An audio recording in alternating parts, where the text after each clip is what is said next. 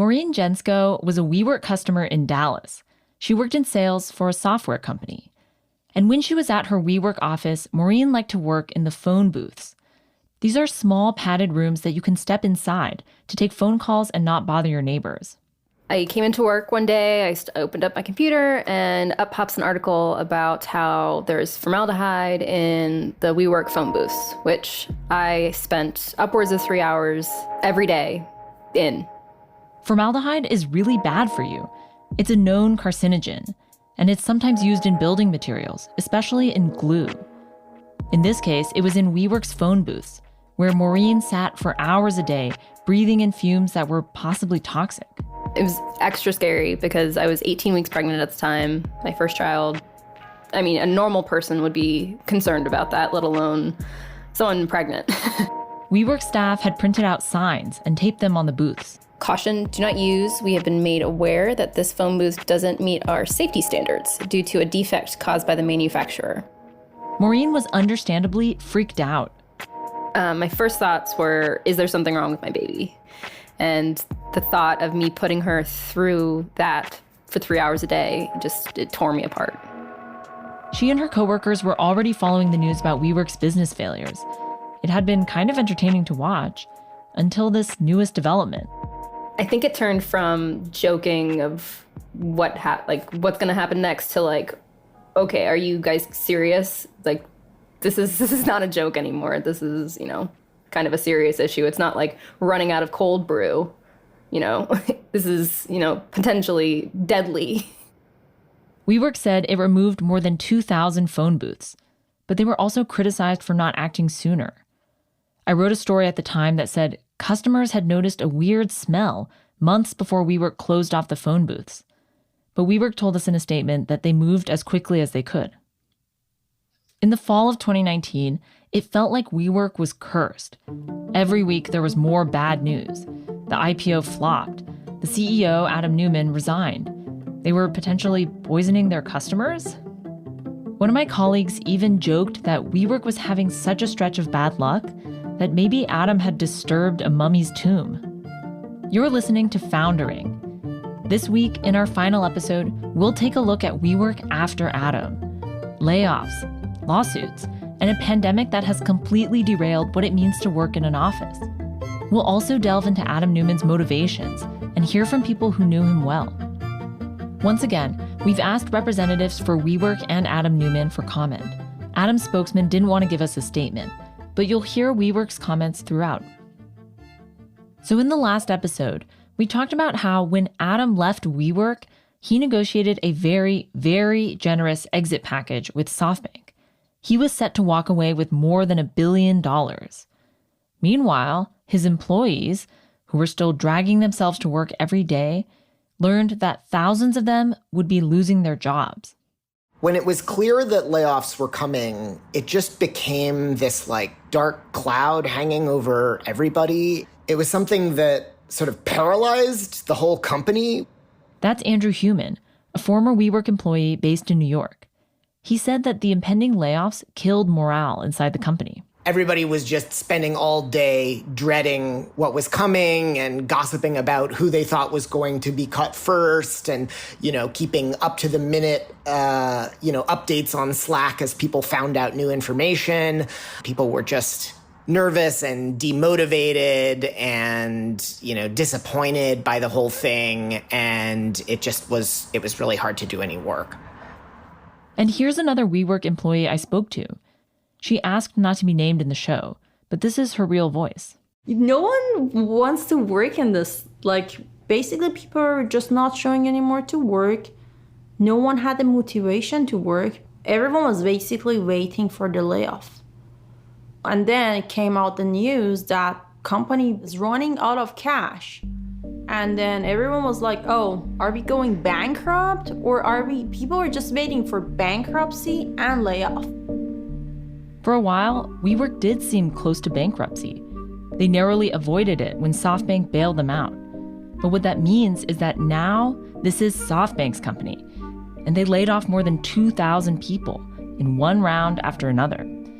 The mood of the workplace was pretty seriously in decline. For a place, a workplace that really prided itself on being this sort of like active and lively and fun and contemporary way to work, you could just feel it in the air, the degree to which it just like wasn't as much fun anymore. People were not celebrating. People were not, the spirit around communal events, which were happening less anyway, was definitely dampened. Just get out. Like this is crashing. This is going down. Some meetings people would not show up. Like it was not normal. It was going for months. It was going for 3 months almost. Eventually, many of the employees just didn't want to be there anymore. Andrew ended up leaving on his own. At a certain point, a lot of people were actually like actively gunning to be laid off. Maybe they already had plans to leave and were hoping for severance, or maybe because of everything that had happened. Yeah, please lay me off. Like, I just want to leave. Like, I'm done with this drama. Just too much drama. Like, it's very hard to concentrate. It's very hard to be motivated. It's very hard to be happy at work. Also, not a good company, to be honest. Not everyone was so nonchalant about the layoffs. A group of WeWork employees got together and wrote a public letter demanding fair severance. They wrote, "We are not the Adam Neumanns of this world. We are a diverse workforce with rents to pay, households to support, and children to raise." Neumann departed with a $1.7 billion severance package. "We are not asking for this level of graft. We are asking to be treated with humanity and dignity so we can continue living life while searching to make a living elsewhere." You can hear how painful it is for the employees to compare their outcomes to Adam's. They called that exit package graft. A different group of employees sued WeWork, claiming the company's board hadn't fulfilled its fiduciary duty to them as shareholders. WeWork called the lawsuit meritless. Keep in mind, WeWork didn't have a great history of handling layoffs well. Here's Seth Besmertnik, who joined the company after WeWork bought his business. Once he was on board, he felt that the company had a bad culture around layoffs. WeWork for a while was pretty brutal when people would leave the company. Like they would let someone go and they just like walk them out the front door.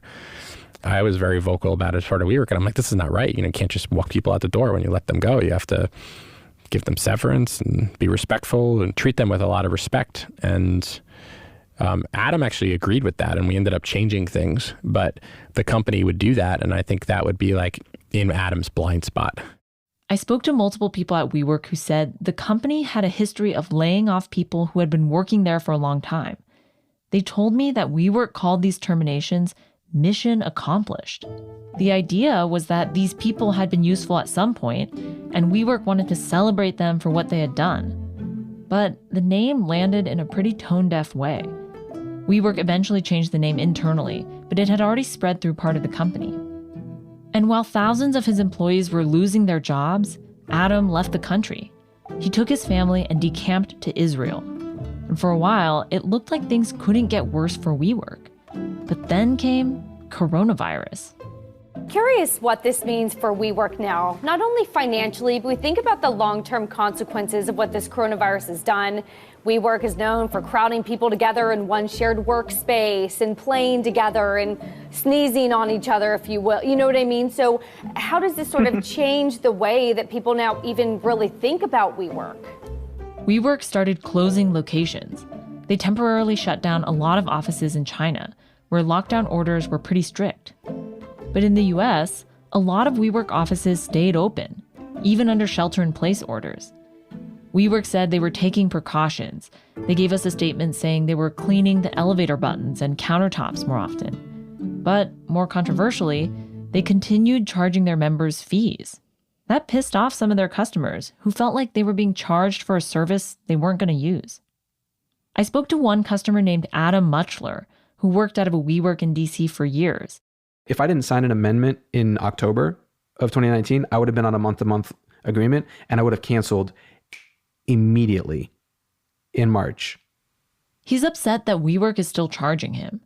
He would have stopped paying, except that last year he signed a new contract that locked him into a longer agreement. WeWork said they stayed open because some of their customers are essential businesses. And they sent us a statement adding that they provide important services like mail handling, for all their customers, essential or not. Adam Muchler wasn't so convinced. WeWork hasn't done any communication about what types of essential businesses, who are the essential businesses. They've just had this really vague, we're an essential business because we create space for other essential businesses. In early June, Adam Muchler had had enough. He went into WeWork one last time to take out all his stuff. This was early in the morning, and he said the place was deserted, 0 other people. A lot of the small offices had their logos peeled off of the glass, which he took as a signal that they had moved out. He was disappointed in WeWork. He saw this as a final push to squeeze money out of its customers. There was a point where I had a lot of love for WeWork, and it felt like this really depressing breakup. I was just kind of walking away, and they're not the company that I thought they were. And they've shown me through their actions, what their priorities, which I get. You have to make money, but you were all about community. And the product was not attractive anymore. For years, WeWork pitched the benefits of working closely next to others, excitement, new ideas, energy. Now, co-working looked like a cloud of disease. In this moment, WeWork wasn't recognizable to some of its longtime fans, in part because WeWork wasn't WeWork anymore. SoftBank CEO Masayoshi Son had put all these billions of dollars into WeWork, and after pushing out Adam, he was finally going to take the reins. He installed another SoftBank executive as chairman of the company, and a real estate executive came in as the new CEO. They were running a pretty tight ship.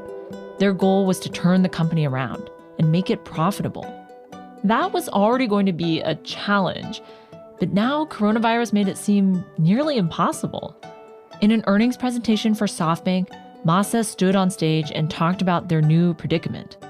突然やってきたコロナの谷にですね、ユニコーンがどんどん落馬していると。The situation is exceedingly difficult. Our unicorns have fallen into this sudden coronavirus ravine, but some of them will use this crisis to grow wings. In this same earnings call, Masa presented a new valuation for WeWork, the lowest it had been in years.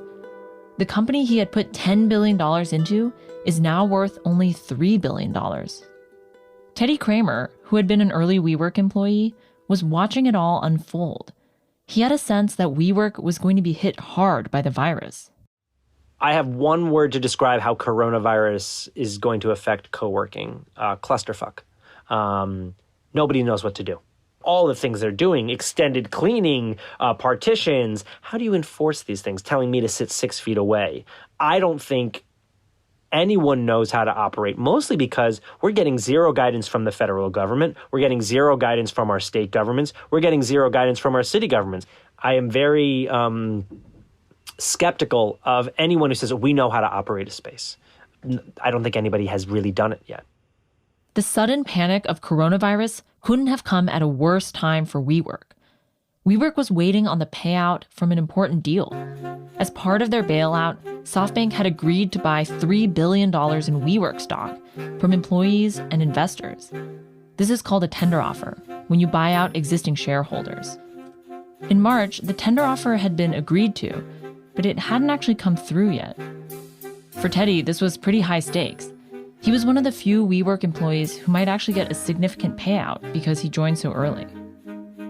At first, he thought he might be able to cash out during the IPO, and when that sputtered out, the tender offer gave him some new hope. I have no belief in the long-term prospects. I just want to get out as quickly as I can. The IPO fails. I go, ugh, this isn't great. I now have to sit on this. What's going to happen? And then the tender comes through.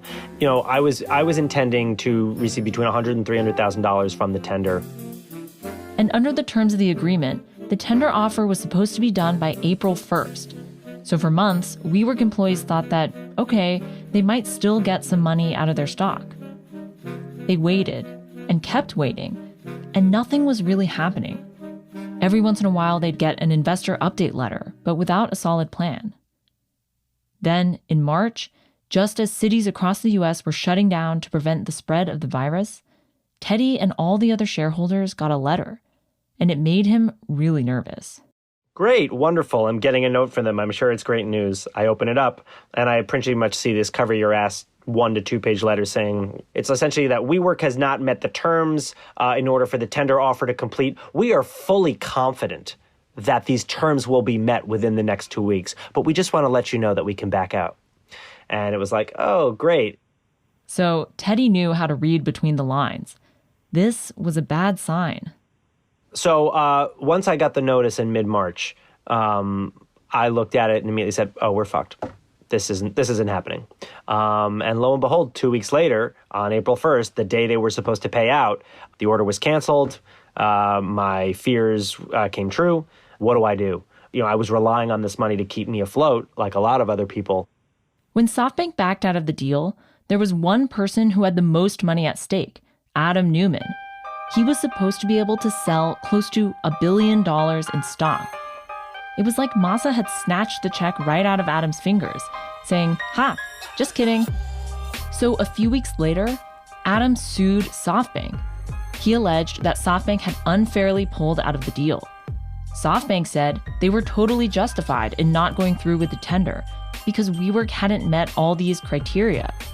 For one, SoftBank cited some ongoing investigations into WeWork from various regulators, attorneys general, the SEC, and others. SoftBank's Vision Fund has filed a motion to dismiss. So, just when you thought he was out, Adam Neumann came roaring back in. And he's locked in another battle with Masa, this time about getting his $1 billion. It's like Alien versus Predator, the sequel. But WeWork's employees were out of luck. They just sat back and watched the stock plummet in value. Here's Carl Pierre, who used to run the community team for WeWork in DC.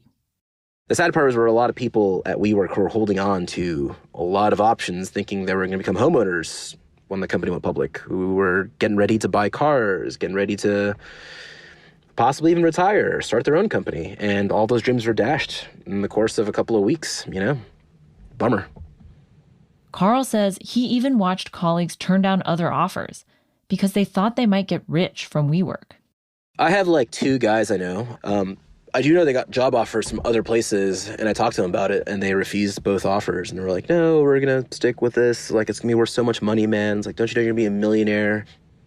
I've heard stories of other employees making similar miscalculations. One former employee told me they bought a house thinking they'd be able to pay it off by selling their shares. Another said they took out a loan right before the IPO so they could buy their stock early and save on taxes down the road. But once the IPO was canceled, they were stuck with a 6-figure tax bill. These employees felt financially screwed, but their disappointment went beyond that. They were hurt. I asked Dave Fano, who's a former WeWork executive. He said that the promise of equity made employees feel like owners, but they didn't have the same rights as actual investors. Equity continues to be used as a mechanism to create a sense of ownership, and I kind of use ownership in air quotes. It's emotional. It's not practical. They don't have the information rights that investors do. They don't really know the profitability. They don't really know the cash burn of the company. Dave said employees were also blinded by famous stories of some early startup employees who got rich from their stock. Because they're just thinking about, those successful stories that they hear of those early employees getting a ton of, some big liquidity event and life-changing amounts of money. And that's not to say those aren't true, but I think it's important to state that those are the minority in terms of the total number of people that have gotten equity relative to those that have had real paydays. Dave says he understands that some employees feel tricked, almost betrayed by their own employer. That's tough for people to navigate. They're probably remorseful, they're angry. They wish they would have had more information. And this feeling of betrayal was compounded by WeWork's inspiring mission, which Dave says the company used to get employees bought in. I think it went a really long way. You'd often hear things like, it's a really great mission. It's a mission I can be a part of. Why are you here? I really believe in the mission. That mission really meant something to WeWork's employees. Here's Cody Quinn, a former executive assistant. They made people feel like they were like, you're part of this huge thing that's going to change lives. And they were really good at sending that message so people really believed it. I mean, really believed it. Like dancing and fist pumping during an orientation. Like they really got people to believe in what they were saying. Adam was like just a big lie, and I can't imagine how those people are feeling. Former employees were mad because they felt lied to by WeWork's messaging. We over me, better together, authenticity. Especially after they learned about the conflicts of interest, the huge payout, Adam leaving the country. In retrospect, Adam's old WeWork slogans felt hollow. Here's Cody again. If I could ask Adam one question, did you really believe all that bullshit that you told us? Did you ever really believe it? Did you ever really believe that you were changing the world? Did you ever really believe that you were elevating the world's consciousness? Or was it really all for that parachute you ended up with anyway? Remember, others had told me they thought Adam was manipulative and savvy, that he knew exactly what to say to get people to agree with him, that he was so charming that it was hard to know whether he believed something or not. It was hard for employees like Cody to trust that Adam had been genuine. To her and to others, his actions undercut his words. Here's Andrew again. WeWork was sort of a dream. It was really exciting to me. And to have that dream dashed was, pretty devastating. And when Adam, after the fact, takes his money and runs off to Israel, it just causes you to question the whole thing. Like, was it ever real? Was this always the plan in the first place? And it just sort of poisons everything that felt positive about this message that we were sold. Was it just a way to get some money out of the world? Like, maybe it wasn't. I don't know. To this day, I suspect it's probably somewhere in between. I think that, he's both an idealist and a realist and, really believed it at the beginning and also took some pretty selfish, evasive action when he saw the writing on the wall. There was something about Adam, though. A lot of people told me about this. They'd say that he seemed to have so much conviction and enthusiasm and energy for what he was doing. They felt it just couldn't be a sustained artifice. There's something about Adam's charisma and magnetism. I'm sure you've heard it from everyone you've talked to. Like, there's a reason why he was as successful as he was, and it's because he just radiates this energy and this passion and this excitement about what he's doing. He's a zealot. And so it's hard not to believe that that's genuine. And recently, I had a conversation with a former WeWork executive who had some great insight into Adam's beliefs. He asked for anonymity, so we had someone else read his words out loud.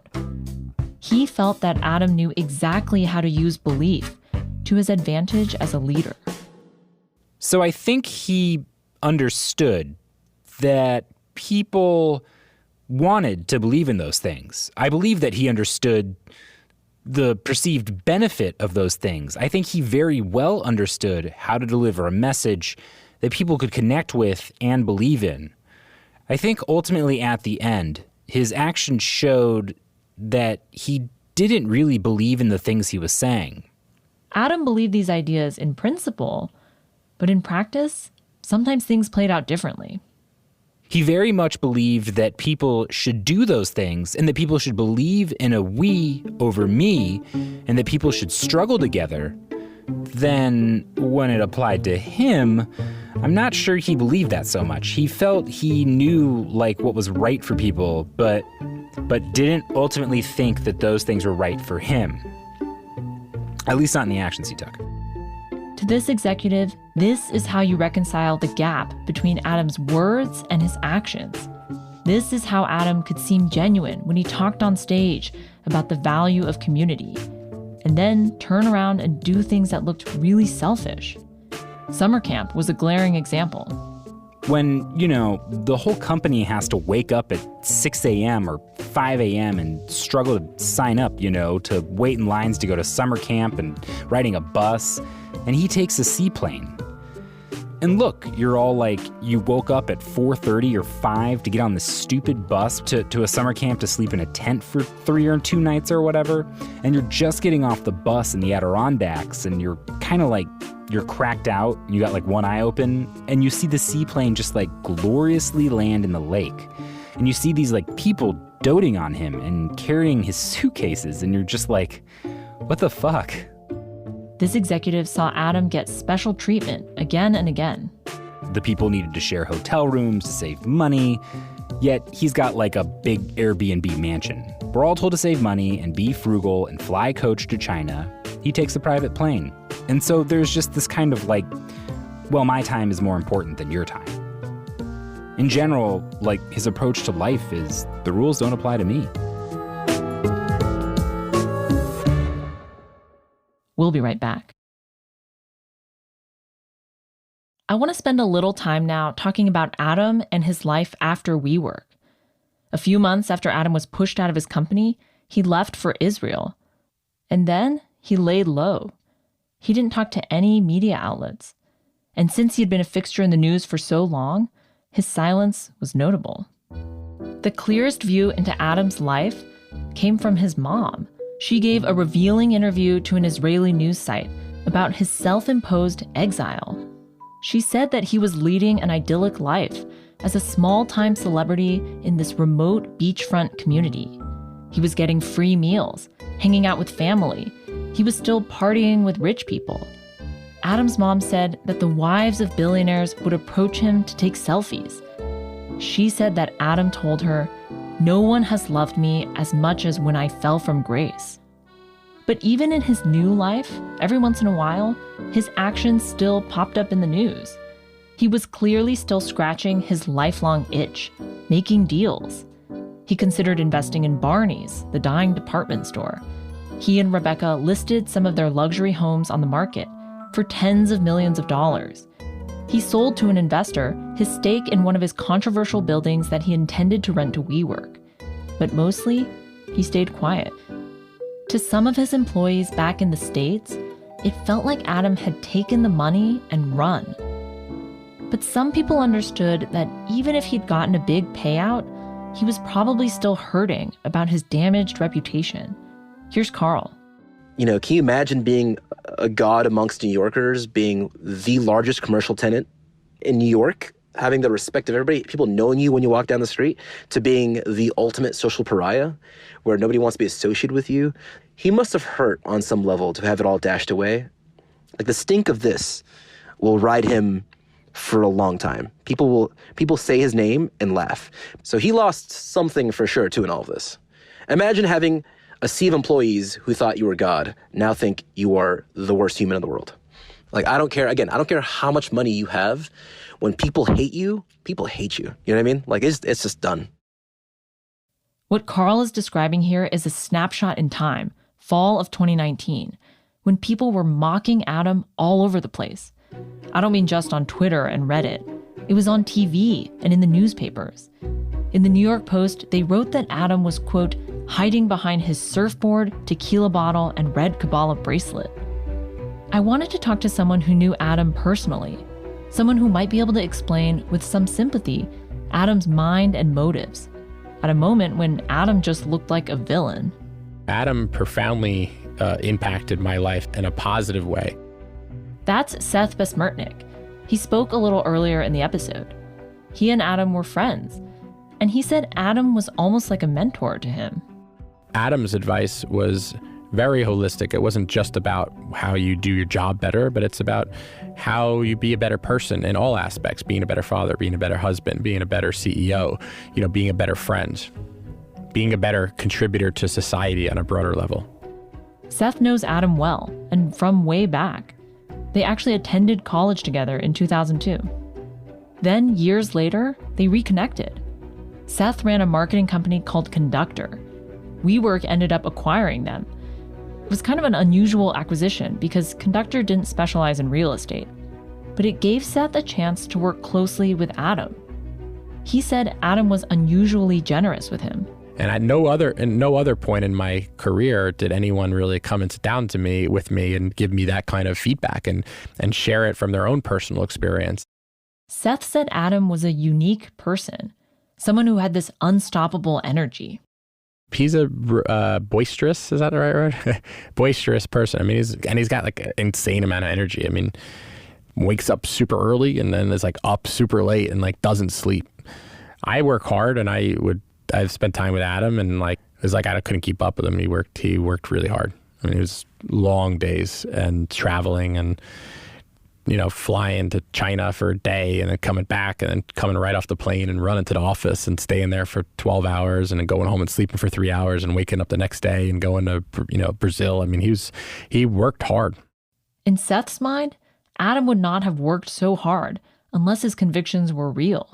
I think without question he did believe. I think he believed in everything he was saying, and I think that he thought that the company was going to be one of the biggest companies in the world. And I think he thought that was with such great certainty that people were inspired by his certainty, but also that certainty can lead to overconfidence, and overconfidence can lead to mistakes.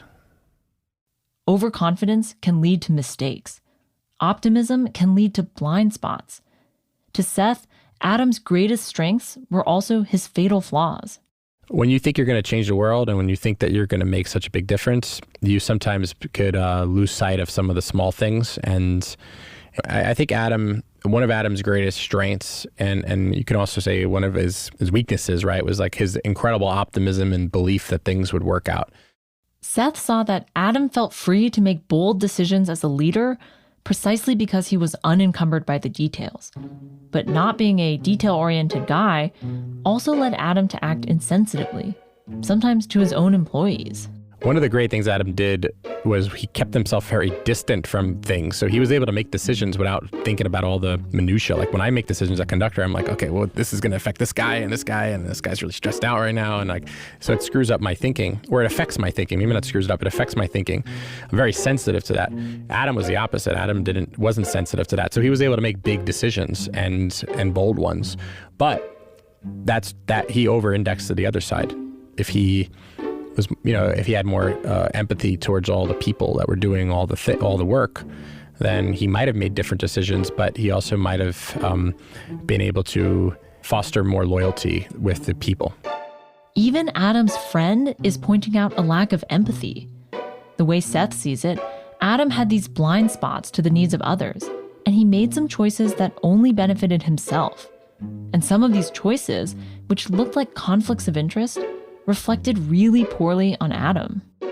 He went too far and then also had credibility issues, things that he did with his own stuff, and I think he underestimated how much that would come back to haunt him.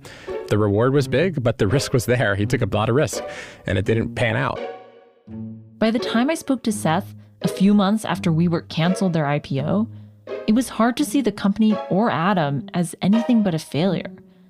But others who were close to Adam reminded me that Adam had pulled off some incredible feats as a businessman. Here's former WeWork executive Dave Fano again. I don't think anyone thought that he could close his Series A and to get a prestigious firm like Benchmark to invest. And they did. And that then he could get some of the prestigious landlords to do leases with us. And then they did. That we could double the size every year for 10 years in a row. And then we did, and that you could raise the largest private equity round ever. And then he did, it's just across the board. He was able to do it. I mean, as a collective, I think we did it. I don't think he did it on his own, but I do give him credit for setting the sort of audacious goals that people then rallied around and achieved. WeWork kept beating expectations over and over again. Dave credited this in part to Adam's personality. He said Adam never asked himself what could go wrong. I don't think he hardly ever operated out of a place of fear. I think in business, there are folks that play not to lose, and there are people that play to win. He was playing to win. Like, optimizing to not lose was not part of the way that he operated. He is not a defensive player. And then, of course, things did go horribly wrong. Billions of dollars vanished into thin air. A lot of people started comparing Adam to Elizabeth Holmes, the founder and former CEO of Theranos. You can understand why. They were both these stars of the startup world. Reporters wrote big profiles about them. Their investors said they were changing the world, and they held cult-like sway over their own companies until things fell apart. And all of a sudden, everyone was mocking them and tearing them down.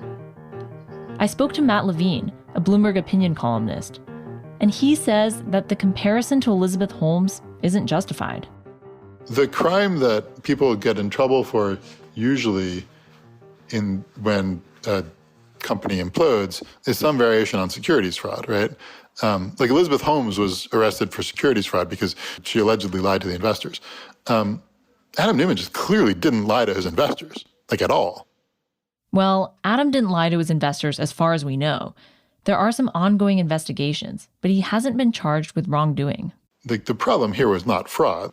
The problem here was not that Adam Neumann went to naive investors and stole their money on false pretenses. It's that Adam Neumann went to a very aggressive investor and he was very aggressive, and they sort of built each other up and ended up in a place where they were both kind of unhappy. So the story of WeWork from this lens isn't so dramatic. Adam was just a guy who knew how to take advantage of venture capital. He worked within the system. Matt even thinks that something good can come from the WeWork story. It might push other businesses to behave more responsibly. He calls it a triumph of corporate governance. It gives the market some ability to push back on future IPOs, because before WeWork, if you said, I want to go public, but I want to keep control of my company forever and give the public non-voting stock, your bankers would have said, they won't like that. And then you'd say, well, will it matter? And the bankers would say, honestly, like there's never been a deal pulled or a deal that people rejected because of bad governance, right? Like now after WeWork, that's changed, right? Now after WeWork, you can say, actually, like if your governance is bad enough, it will be a huge disaster and you won't get your deal done and you'll have to go for a rescue financing, and then you'll sue and it'll be a whole mess. And so it's a good like cautionary tale for the next company. And those glory days of WeWork's big investments, work hard, play hard, partying mentality, some already remember those as the good old days, a thing of the past. Here's Carl Pierre, the former community worker in D.C. I look back, I still believe and I still defend that we did create community and we did do some amazing things. It's one of those things where I'm really wistful for, where it's like, yeah, wow, like talk about a company that was an absolute, shit show in so many ways, like completely insane. Like the things that happened in those walls, crazy.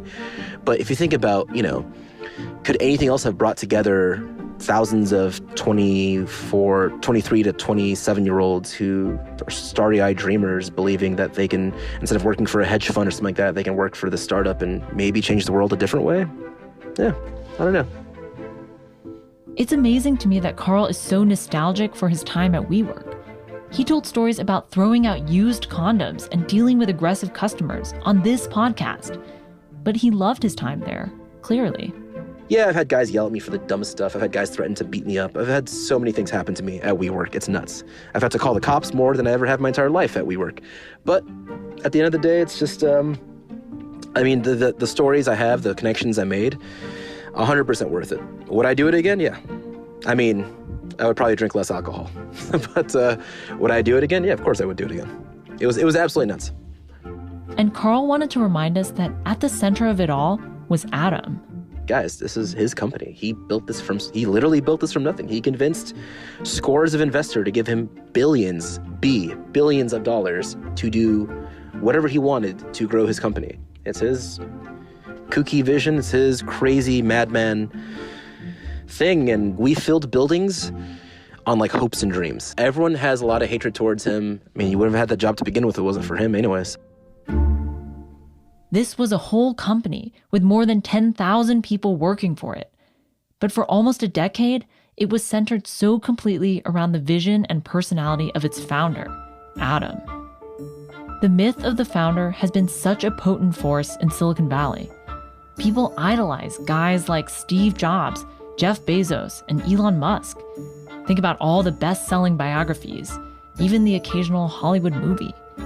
There's this idea that founders have this special vision that no one else can really grasp, that the founder can do no wrong.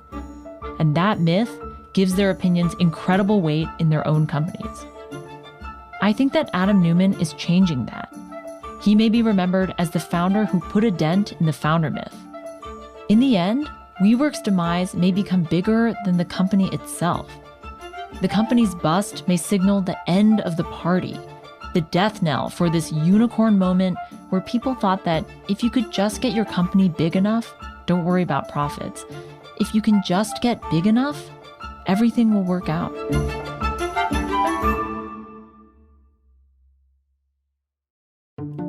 Foundering is hosted by me, Ellen Huet. Sean Wen is our executive producer. Maya Cueva is our associate producer. Ray Mondo mixed the show today. Mark Millian, Ann Vandermeer, and Alistair Barr are our story editors. Francesca Levy is the head of Bloomberg Podcasts. This is our last episode of the WeWork season, but please stay subscribed in your feed. We'll have more exciting episodes of Foundering in just a few months.